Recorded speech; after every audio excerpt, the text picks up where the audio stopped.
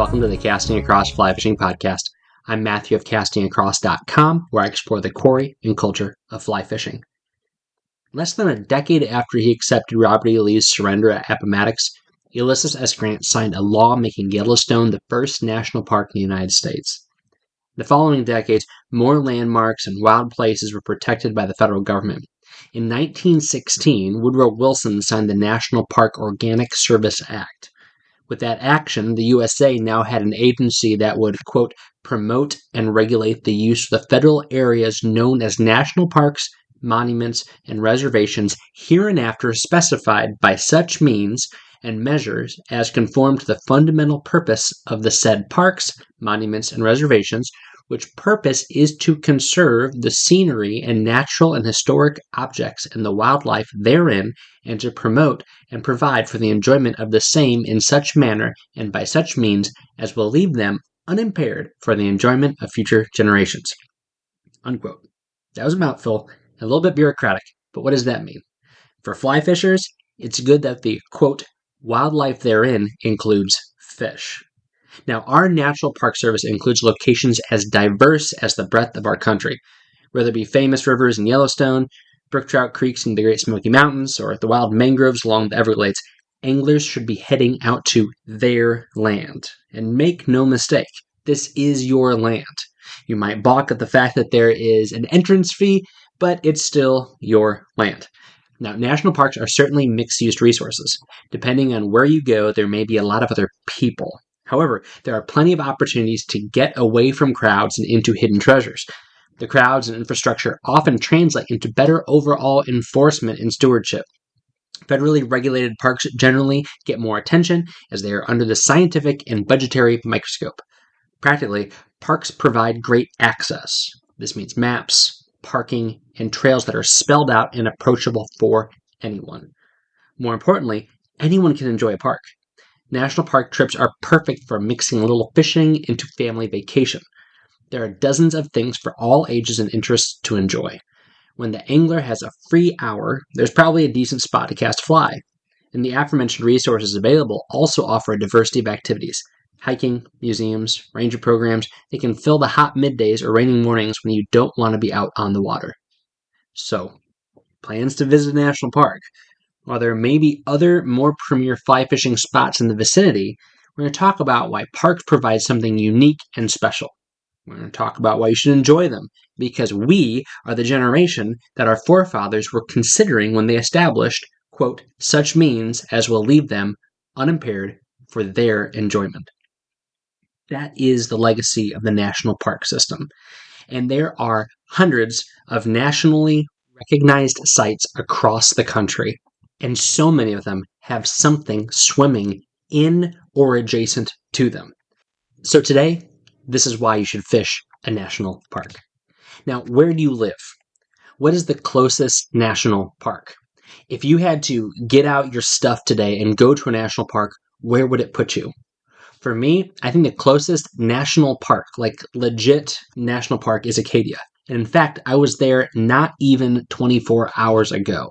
I was up on the coast of Maine, and there are angling opportunities there. There are brook trout in the small creeks, there are lake trout and other fish in the ponds, and there are striped bass on the coastline. Might be getting a little late in the season for that, but I'm sure there's some that are still around. Here's the thing. I did not do anything besides putting my rod, net, and flies in my van before I left and then getting them out after I got home. We just didn't have time. We did all the sites. It was the first time I'd ever been there. My wife had been there, but my boys and I had never been there. So we wanted to see all the stuff and just get out into the island and see everything that Acadia had to offer. We were down on the water. We were up on the top of mountains. We were deep in the woods. We were doing all sorts of stuff. And I saw places that inevitably held fish. Having my polarized glasses on, I was constantly spying the water to try to see if I could see any signs of brookies, seeing if I could see anything move in the surface, watching bait skip across the surface as I was looking out onto the bays, into the sounds. So there's fish there. I didn't get a chance to fish for anything there. And truth be told, the kind of the general consensus is if you're going to be driving 4 hours from Boston, there are many more better fishing locations that you could drive to than Acadia National Park. But that doesn't mean that it's not a worthwhile use of time. I just didn't have the time this trip. Had our campsite been closer to a creek, I would have done it. Had we just had more free time, I would have taken some of my boys over and we would have tried to catch a brook trout just to say we caught a brook trout on Acadia. It just wasn't in the cards, and that's okay. But that's the park that's closest to me. That being said, there's other sites that are managed by the Department of the Interior that fall under that national park umbrella that are even closer. I'm only maybe 15 minutes away from another historic site, and it's a historic site that I have caught fish in. It's a textile and industry related historical monument, and I have caught fish in the canals that are in that nationally supervised park service property. And it's right here, and it is something that is mine. It's ours. It's accessible. But that's usually not what we're thinking of when we're thinking of spending time in a national park. We're thinking of places like Yellowstone and like Shenandoah and like the Everglades. Some of these parks that are the marquee spots that are worth going to for all sorts of activities, as I mentioned earlier, the cultural significance, the ecological significance, as well as just the general recreation that they provide. And it is always, always, always a good idea to bring that rod with you. So I've made other podcasts where I've talked about why you should fish Shenandoah National Park, why you should fish Rocky Mountain National Park, but this is a little bit more general. Why fishing in national parks should be something that you have your mindset on. A couple of weeks ago, when we were talking about kind of setting goals and how sometimes they're arbitrary, a great goal would be to catch a fish in every national park that you have visited. I mean, that it's really silly and there's really no value in it, except that'd be a fun little challenge. And as I alluded to earlier, there are always waters that are, if not inside of national parks, immediately adjacent to them. And if there's water, there's a very good chance there's going to be fish. Again, think about some of the premier national parks. Yellowstone, fishing. Yosemite, fishing. Rocky Mountain, fishing. Hawaii volcanoes, maybe not like on the volcano itself, but around that area, fishing. Grand Canyon, fishing. Hot Springs, again, maybe not super accessible, but there is fishing in the area. Everglades, Mammoth Cave, Virgin Island. You go just down this list of all of the popular national parks, and there's going to be fishing around there. Dry Tortuga is probably the most difficult park to get to if you're in the contiguous United States. And there's fish, there's tarpon all over the place. And so it's not a draw necessarily for some of these parks. It's not going to be why you go to them is to catch fish. But if you're there, how could you mix that in? How do you get into that mindset of thinking, okay, I'm going to add fishing as a component of this? So what might you do? So here's the first thing. Figure out the fishing that is the essence of that park. So my example earlier with Acadia was brook trout and some of these small mountain streams.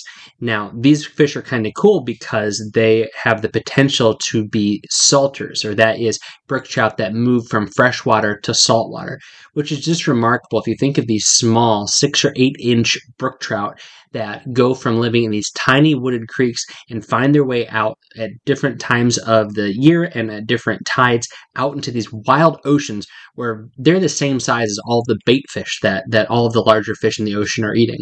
But it's just a cool thing to be able to think about that fish and its place in the ecosystem. It's a fish that is uniquely Acadia. Now, the exact same fish as you move down south, you get down into the Shenandoah, and you have these fish that are thriving up on these ridge lines that were once a sustenance fish, at least not wholly, but they made up a good part of the diets of the people that lived in the Shenandoah region. And that's a really fascinating story. A little bit sad, a little bit somber, but a fascinating story about all the people that had to be relocated. But just the area of the Shenandoah and that part of the Mid-Atlantic, and how so close it is to kind of the birthing of our nation and our capital. Yeah, this mountain ridge where you could see Washington, D.C. on a clear day. and had been so damaged by mining, by lumber, and by acid rain, now has thriving brook trout fisheries all up and down, and it's connecting us to the people that came before us, and it is a testament to our restoration work. But then you go to a place like Yellowstone, and as we talked about cutthroat trout a couple weeks ago, you have the Yellowstone River cutthroat and how it is being protected, and it is being they're trying to do all they can do to improve its success as a breeding and fish that is not only for recreation purposes, but in restoring the wildlife and the original species that were in the parks. You think about the Pacific Northwest and in a place like Olympic State Park, and how you have the steelhead, which are still under all sorts of difficult ecological and population-based problems, but how they are still there. Then you consider up in the North Woods, whether it be Isle Royale or a park like Voyagers. Again, another park that's very, very hard to get to. And you contemplate that classic Northwoods angling, and whether it be walleye or trout or more recently steelhead, and these places that are just very remote and very, very tied into that image that we have of rural Midwestern camp life. And so what do you want to catch? Do you want to catch a pike? Do you just want to catch a mess of walleye to fry up? That is as much of a part of experiencing these national parks, because something that I think that we lose sight of sometimes, particularly if we don't visit a lot of national parks, is that what they celebrate is not only the natural aspect of these parks. So it's not just the scenic vistas. It's not just the remarkable rock formations. What it also is the cultural relationship that we have with some of these parks. Some of the more developed ones, we might think of this and come to appreciate some things, like whether it be bridges or whether it be monuments or things like that. But just the relationship, as I was mentioning earlier, when it comes to Shenandoah, of how there is the people that were there, and the more and more time you spend, and the more and more developments they're making, not necessarily in changing the park, but in adding interpretive aspects to these parks, you get an opportunity to see how people have been here for a long, long time, whether it be in the last few hundred years since colonization, or even the Native American peoples that were here before, and the people that were before the Native American peoples that the colonists encountered, and how there's always been a relationship with the animals and the people, whether it be the bison, or whether it be the fish, or whether it be the wolves, whatever it might be. And so to be able to catch that fish and actually hold it in a way that you can't hold an eagle or a mountain lion or something like that, it is a very tangible connection to the resource and to the people that have come before. Because again, not everyone that's going to be going into these national parks is going to be fishing. They're not going to be having those experiences. And so I'm not saying it's a better way to be connected with those that have come before us, but it's a way to do it that is kind of different than maybe seeing a bear as you slow your car down to a crawl as you're driving through a park, like Glacier National Park or something like that. But you're actually in and amongst this ecosystem, and you are engaging in a way that is not only exciting to you because you like angling, but is something that was a lot more normal, even if you rewind 100 years, and certainly going back to times when people needed to fish for food. So that's the first thing. That's a long first thing, but fishing and being in touch with the fish and the ecosystem that they live in these national parks is a great way to kind of get a better picture and immerse yourself in everything that's happening within the park. Second is something that I mentioned before, which is it can kind of be a checklist way of thinking about stuff. How have you fished in each park? Now, there's lots of people who they try to collect a magnet at each park, or they like to get a sticker for the back of their RV, or they go to a local brewery, or they buy a t-shirt or something like that. Can you catch a fish in every park? Is that possible? I'm not sure. I doubt it is, based on the fact that there's some very desert-based parks. But a lot of these parks that you can visit, you can be engaged in that way. You can take an opportunity to do that. And in doing so, you will be able to kind of write your story. That's something that the National Park Service really does want people to think about when they go and visit these parks. That might sound a little bit frou-frou, but the fact of the matter is that, when I look back at my time in the parks, I think about what did my family and I do. There was countless things to do. Like, we spent time in Rocky Mountain National Park, and we only scratched the surface. I mean, the fact that there are some of these national parks that we've been to that we've been able to circumnavigate as we've driven, or even just spend time hiking over large swaths of them, because we're on the East Coast and we're going to some smaller national park supervised sites. It is atypical. Once you get out west of the Mississippi and even a handful of the bigger parks here on the East Coast, there's just no way you can get around it an entire day. So it is not reasonable or feasible to think that you're going to be able to get a flavor for a park by taking a large swath of it in. What is more reasonable, realistic, and ultimately a lot more fun is the fact that you are experiencing it in your way. So how do you enjoy it? How does your family enjoy it? So can fishing kind of fill that in? Can fishing be a significant part of that? For me, it is, and for you, it probably is as well. So that's something to consider. Thirdly, and this might sound really pragmatic, but bear with me. You've paid for these fish. Now, there's a chance that you don't pay a lot of taxes. There's a chance that you do pay a lot of taxes. And even if you do pay a lot of taxes, I'm not sure how many of your pennies can be traced to habitat work that's being done somewhere like, I don't know, the gates of the Arctic, right? For protecting natural resources, or up in like the Kobuk Valley, these parks that have been established up in Alaska. But you've been paying into this great experiment of not just democracy, but also of the National Park Service and the Department of Interior. And we have something unique, something that has been replicated the world over. And so it truly is yours. So this is, as I said before, where people bristle about the fact that there's entrance fees.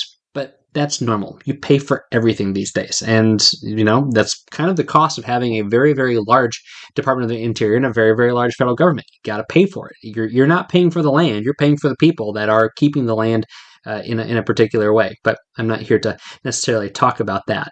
But the fact that we have that you are paying the government $20 entrance fee, or an $80 for the entire year, is very different than going up to a person and paying them $25 this year and hoping that they let you on next year. So even though prices might seem exorbitant, there's a lot of people in a lot of other countries that would be very, very happy to have the opportunities that we have to be able to get on national parks. But this is yours. This is your heritage. Something that we don't think about very frequently is what we're leaving for coming generations. We think of that in a very trite way. But as I read the National Park Organic Service Act language that was established just over 100 years ago in 1916, that was what they were thinking about. How can we keep this for our children and our children's children and our children's children's children? To all of those generations, we are the beneficiaries of that. So to be able to go in there and to enjoy it is fulfilling the purpose of these parks. And as you visit them, and as you have best practices and stewardship and utilize them responsibly, then you are perpetuating that for the coming generations also. There is something to be said for the fact that if things get used and used well, they are going to persevere. So if things get used and they're used well, things will persevere. So even when some of these parks just are swamped, and honestly, this last few days up in Acadia, it was a madhouse because the colors were popping, and so people were everywhere. At the same time, that they are taking care of things. There was all these improvement projects that were going on because they had to, because they were keeping up with it. But for every new thing they were building, they were also renovating something that was old. They were restoring something that had been worn down. They were doing lots of work to take things that may have been a little bit foolhardy, and they are essentially admitting mistakes. We put a trail here, we realize it led to erosion, so now we are replanting and we're resoiling and we're trying to make things better.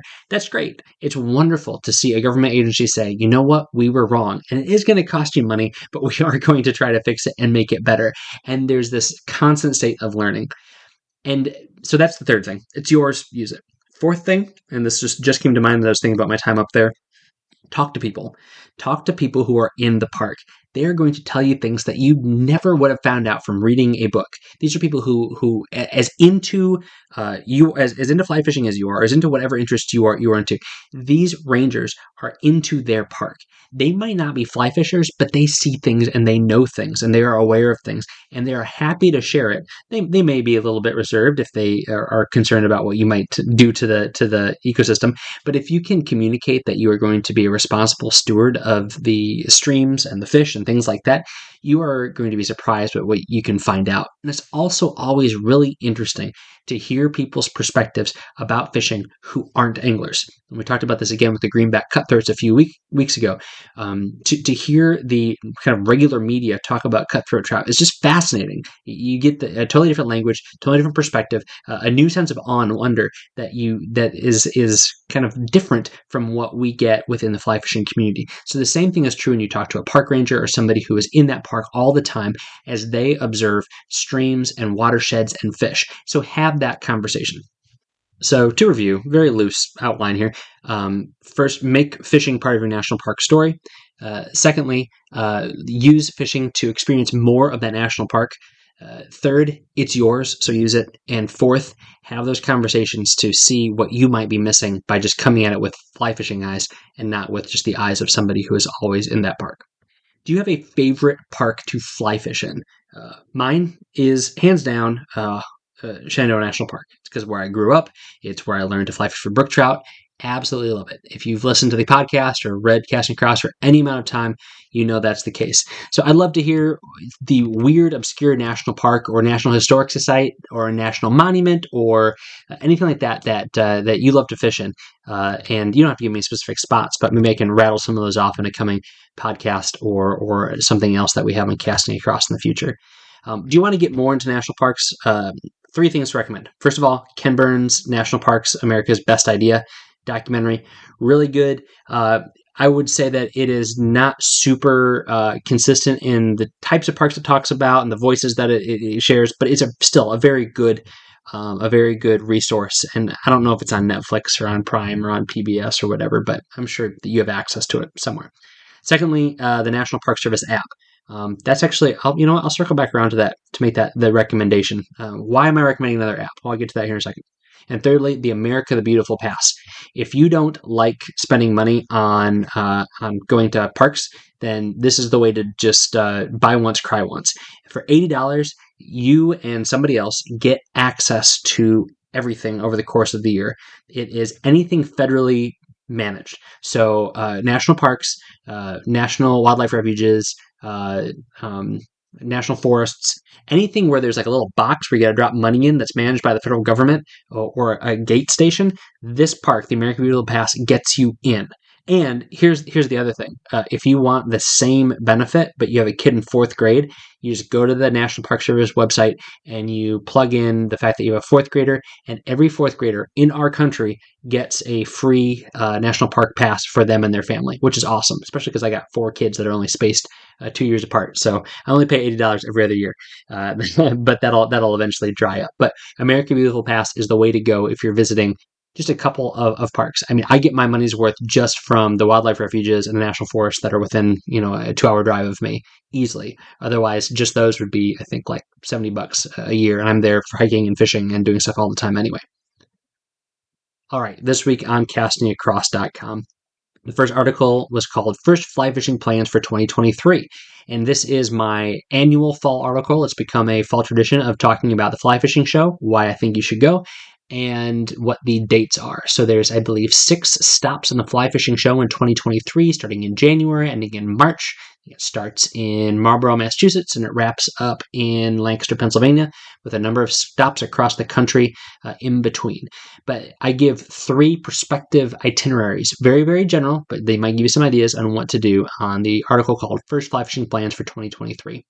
Wednesday's article was called Rusty Flybox, Maine. So because I was in Maine, I put together a couple things to auto-publish on the Wednesday of this week, and there are 2 articles and 1 podcast about the great state of Maine. And in that article, I said, maybe I'll catch a fish. Well, you heard it here first. I did not catch a fish because I did not try to catch a fish.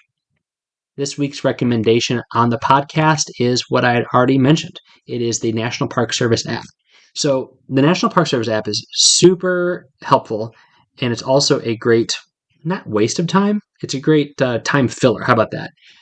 When I am trying to fall asleep, I will look at the news on the National Park Service app. And I think I've mentioned that before. Sometimes it's like, who got eaten by a bear? Who got lost in the woods? But there's all sorts of interesting information about upcoming habitat restoration for whether it be for prairies or whether it be for trout streams. But there's also a cool feature on there where you can create lists. Lists could be parks I want to visit.